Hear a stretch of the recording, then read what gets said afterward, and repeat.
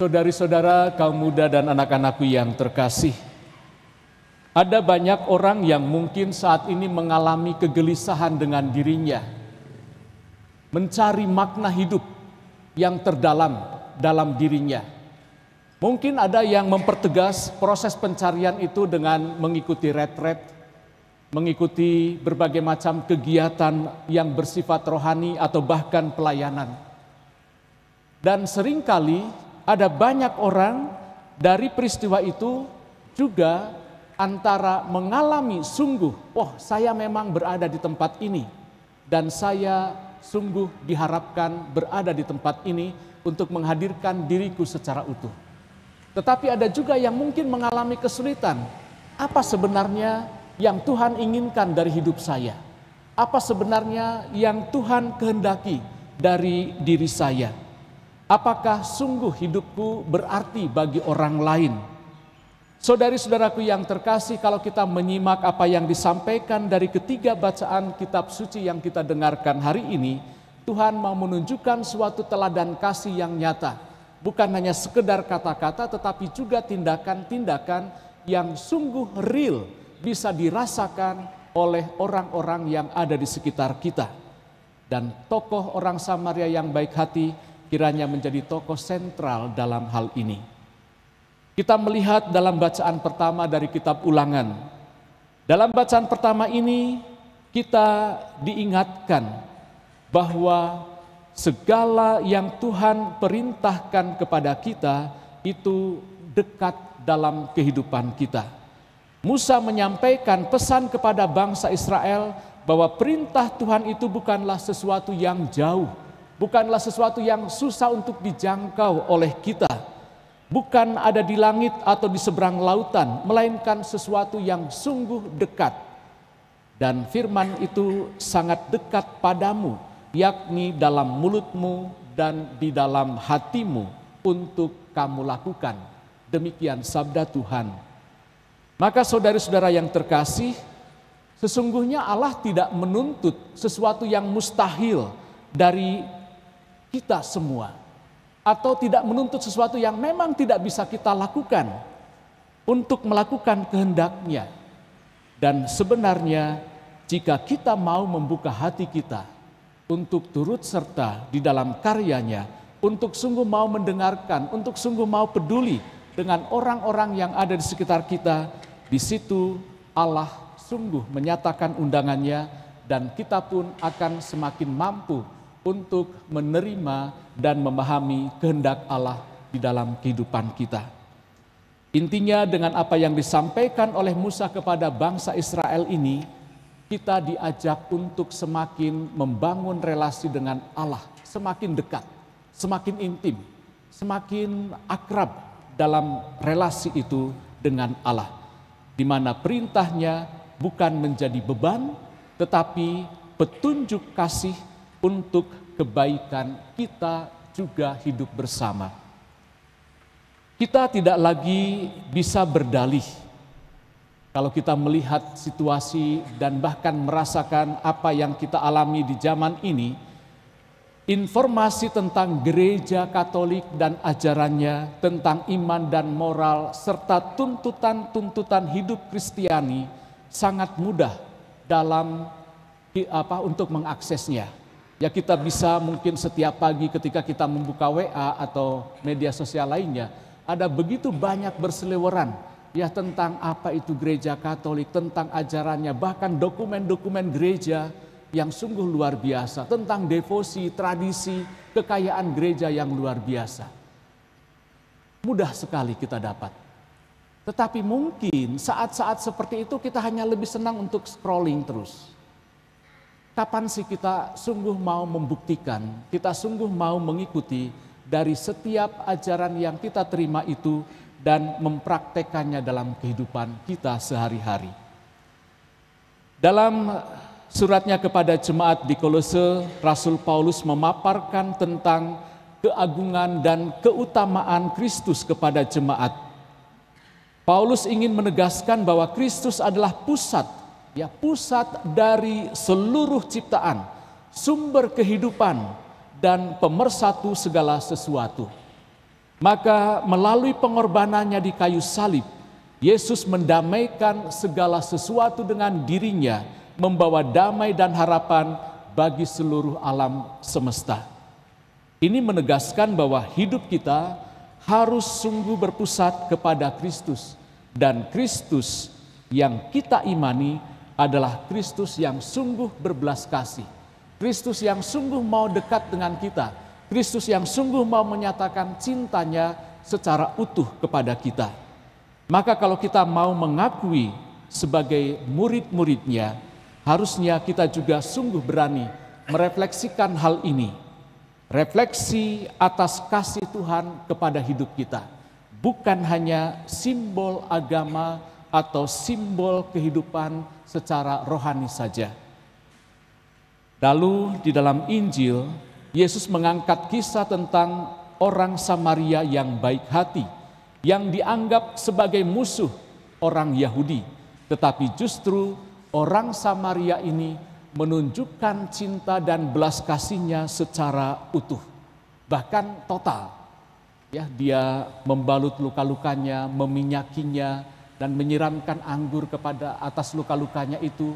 Bahkan keledai tunggangannya sendiri ia berikan kepada orang itu, membawanya ke tempat penginapan. Ia meminta pemilik penginapan, silakan tolong dirawat saudara kita ini.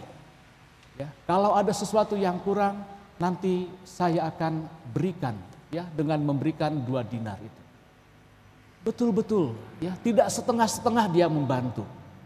Ya, dia berusaha untuk sedemikian rupa bagaimana menyelamatkan orang yang dirampok ini.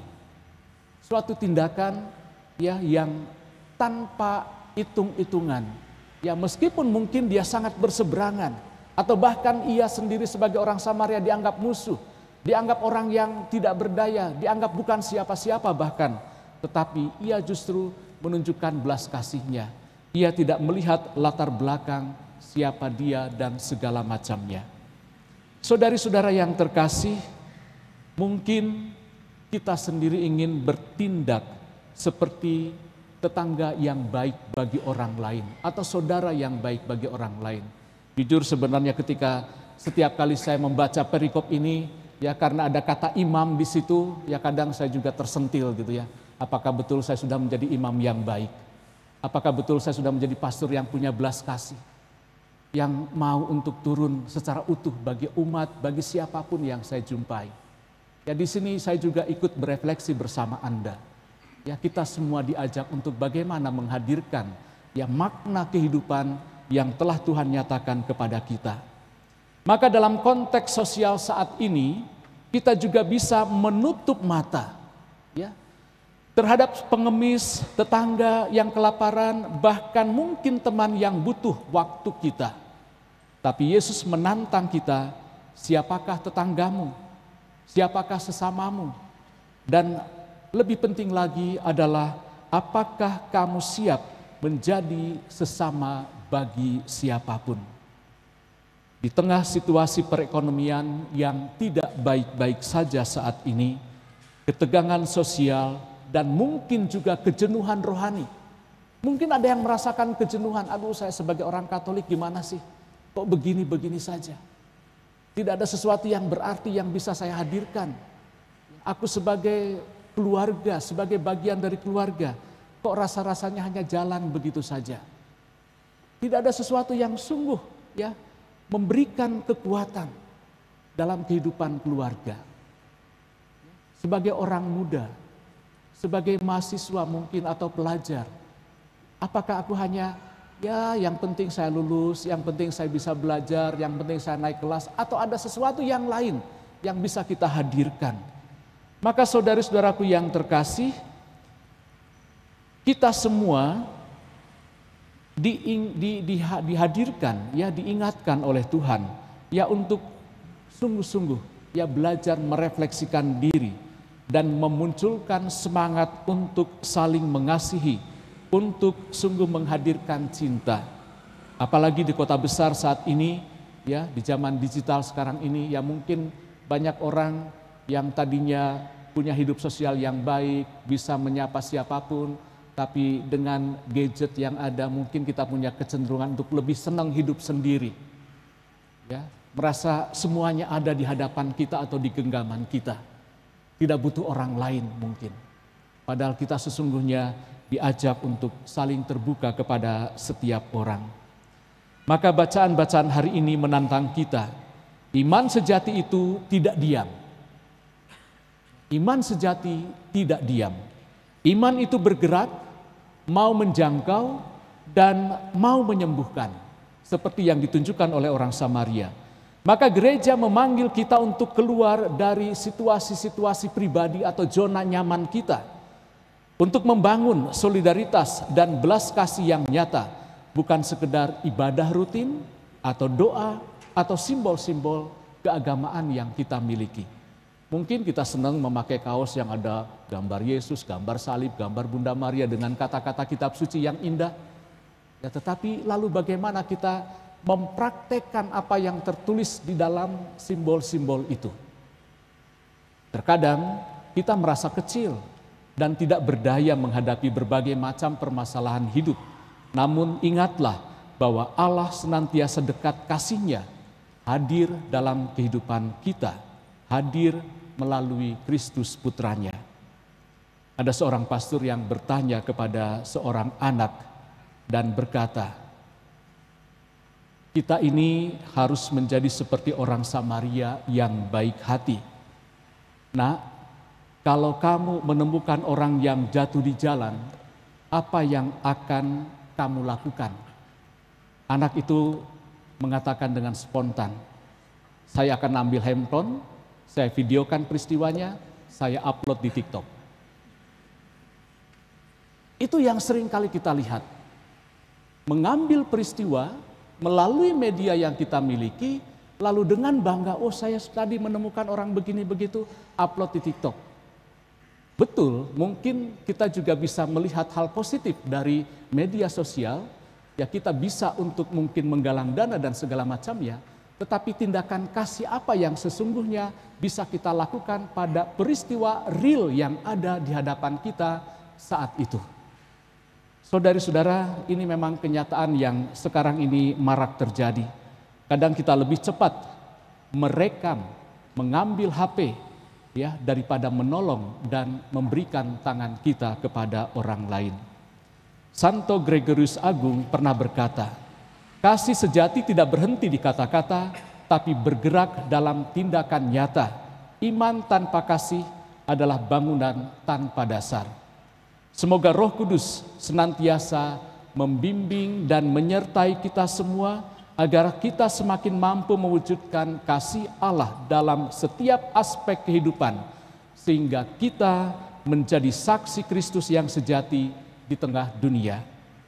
Ingat saudari-saudara, bahwa seringkali Tuhan tidak memanggil orang yang siap, tetapi justru menyiapkan orang-orang yang dipanggilnya. Jangan takut untuk ikut serta di dalam karya perutusan Tuhan. Tuhan memberkati.